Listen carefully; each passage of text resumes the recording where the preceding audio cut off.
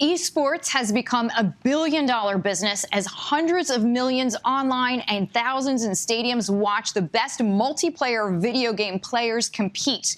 But what if an artificial intelligence player or bot could learn a video game well enough to beat the best in esports from around the world? An intrepid team of engineers at artificial intelligence firm OpenAI took on that challenge, building the most powerful esports bot to defeat the world champions of Dota 2, one of the most complex video game systems ever to be created. The team's journey is chronicled in the documentary Artificial Gamer. Take a look. There's this really long history of using games as a benchmark for AI.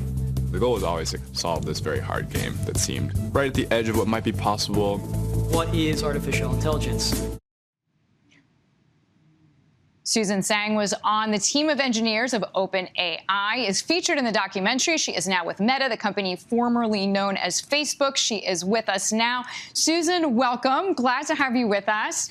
Dota 2 has millions of gamers playing worldwide. For those who aren't familiar with the world of esports, please describe the scope of the tournament and the complexity of Dota 2. Yeah, so the Dota 2 every year hosts this the international tournament, and the prize pool is millions and millions of dollars, and it's been going on for at least 8 or 9 years now. And this game is incredibly complex. There's 2 teams of 5 players, and the whole point of the game is to defeat or capture the ancient in the other opponent's base. And so the game mechanics are such that there's over 100 heroes or players that you can choose from, and the team composition and the games each time it's extremely it plays out very differently. And so for Dota 2, I think this complexity leads to definitely a lot of interest from players as they sort of witness some of the best teams compete against one another. So what is reinforcement learning, and how does that affect the performance of a bot within Dota 2? Yeah, reinforcement learning at a high level is kind of how you would imagine sort of teaching a puppy new tricks, right? The whole point of reinforcement learning is that you have a system, sort of environment that you can now model agents and their behaviors within this environment, and you can reward them as they take actions that are sort of what you want them to learn. And in our case, we were able to use these principles to teach these, bots effectively how to play the game incrementally over time and learn these behaviors that improved their performance slowly. So what were some of the challenges that you and your team faced in teaching the bot through trial and error to take on this game? I mean, this is a massive systems level problem, mostly because of the amount of compute that we need to simulate the game at scale and actually have it, learn these behaviors just from simply playing versions of itself over time. And so for us, instrumenting that level of scale on, various cloud providers was definitely challenging just because the scope of this is extremely large. And obviously in the process of doing so, we weren't sure whether or not these methods would actually work. So there was a lot of trial and error in that whole experimentation life cycle for us to slowly teach the bot these advanced behaviors in the game. Not only is the scope large, you had the clock ticking. You had to build this system within a year. So what was that journey like for you, for your team? How did that just constant pressure contribute to your mission? Yeah, I mean, it was definitely stressful a few times when we had to sort of demonstrate the capabilities of the bot in a few of our events. And, I think at some point, for us at least, this is definitely almost this mixture of work and play where you're trying to solve this video game using bots and compute where neither of us individually can play at these levels. And so for us these long hours was pretty standard, especially before the actual international and then before our final match.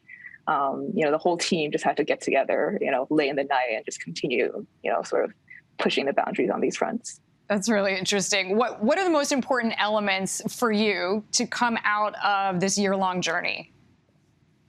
I think for me personally, so that was really pretty new to the field then. I finally sort of got a sense of what potential there is in these AI systems.